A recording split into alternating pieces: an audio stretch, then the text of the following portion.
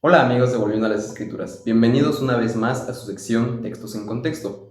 El día de hoy estaremos analizando Mateo 18:20, que dice: Porque donde están dos o tres congregados en mi nombre, allí estoy yo en medio de ellos. Muchas veces estas palabras de nuestro Señor Jesucristo son utilizadas en el contexto de reuniones de oración, adoración o de lectura de la palabra en las cuales la asistencia no es la esperada o es reducida, y se utiliza para dar confort o consuelo a los hermanos y asegurarles de que Jesucristo está incluso aún presente en medio de esos dos, tres o poco más congregados. Y a pesar de que no hay nada malévolo o pecaminoso al utilizar esta frase o al utilizar este versículo en este contexto, veamos realmente lo que nuestro Señor Jesucristo quiso decir cuando dijo estas palabras a sus discípulos.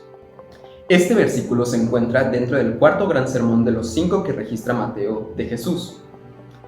Está centrado principalmente en la idea de que los discípulos debemos de ser como niños, lo dice en el versículo número 3, y esto dado a que los discípulos erróneamente deseaban ser superiores o mayores a los demás.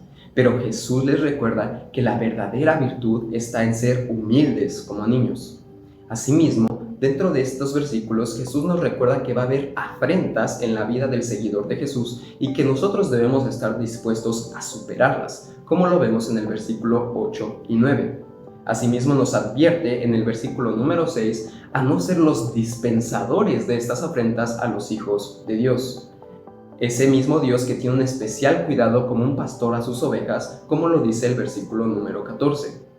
Asimismo, nosotros como creyentes debemos amar nosotros a las ovejas de nuestro Señor, soportando sus imperfecciones y sus debilidades y trayéndolas al camino cada vez que se desvíen. Ahora, en los versículos del 15 al 21, Jesús procede a explicar cómo debemos de enfrentar cuando un hermano nos ofende en su debilidad. Porque el simple hecho de dejarlo pasar podría agravar la situación, porque a través de nuestra tolerancia podríamos hacer de ese pecado o de esa ofensa algo habitual para nuestro hermano. Por lo cual Jesús invita a sus discípulos a perdonar, sí, pero que al mismo tiempo esto lleve una corrección.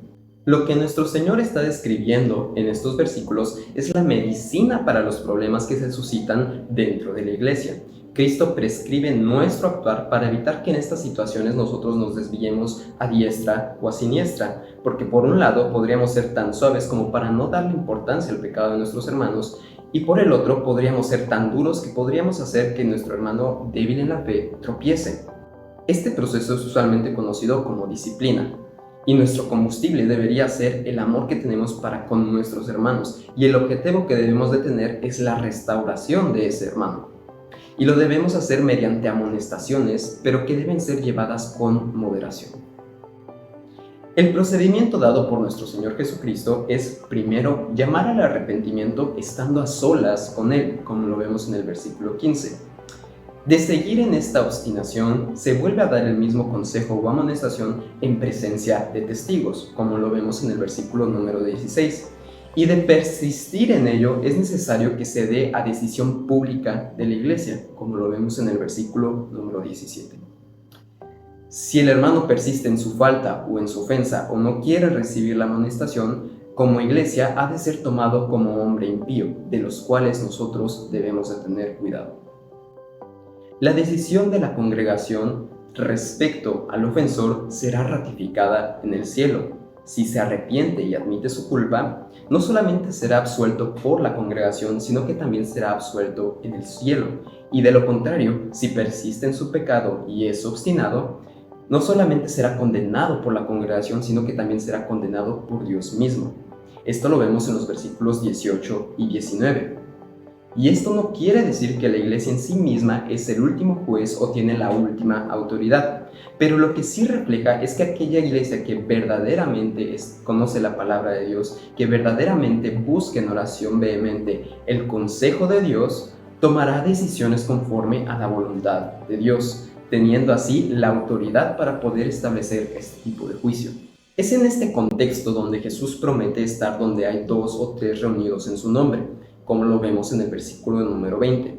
Jesús no solo nos da la seguridad de que el Padre que está en los cielos avalará la decisión de la congregación que está buscando hacer su voluntad, sino que también Él, como Hijo, estará de acuerdo con la disposición de aquellos que reunidos en su nombre busquen su voluntad.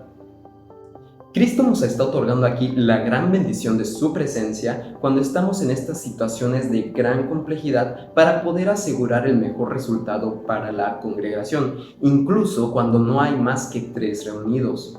Jesús estará para validar lo que aquellos dirigidos por su Espíritu dicten. Entonces, es a través del contexto que nosotros vemos que la intención de Jesús no era dar ánimo o consuelo a las pequeñas congregaciones o en aquellos eventos donde no hay suficiente asistencia. Más bien, es una promesa de que su autoridad como Hijo de Dios estará presente en las decisiones que tomen los que en su nombre se reúnen. Ahora, algo importante. ¿Significa esto que Jesús no está si no es para cuestiones de disciplina? ¿O es que Jesús no está si solamente hay un creyente? La respuesta más sencilla es no, porque sabemos que Jesús sí ha prometido estar con nosotros individualmente, como lo dice Mateo 28:20. Además, Él no nos ha dejado solos, sino que ha enviado al Espíritu Santo para que more dentro de nosotros en todo momento y en todo lugar, sin importar si estamos 2, 3 o si estamos solos, como lo dice Juan 14:17. Por lo tanto, nosotros podemos tener la confianza de que nuestro Señor está con nosotros en todo momento y que en cuestiones de la disciplina de la iglesia, Él guiará a sus hijos por la mejor decisión. Hasta aquí el video de hoy. Esperamos que haya sido de bendición para ustedes y si fue así, no olviden dejar su like y suscribirse al canal y asimismo compartirlo en sus redes sociales para que podamos estar compartiendo la palabra de Dios. Dios les bendiga.